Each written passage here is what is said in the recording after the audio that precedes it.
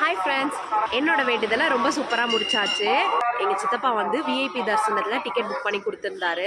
சாமி ரொம்ப கிட்ட செம்மையாக பார்த்துருந்தோம். ரொம்பவே மனசுக்கு ரொம்ப சந்தோஷமாக இருந்துச்சு.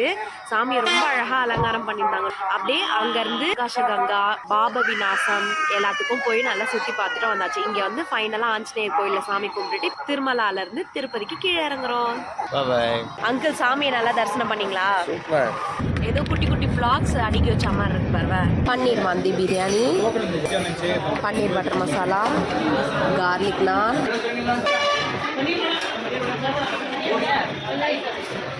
ஹாய் ஹாய் சொல்லு.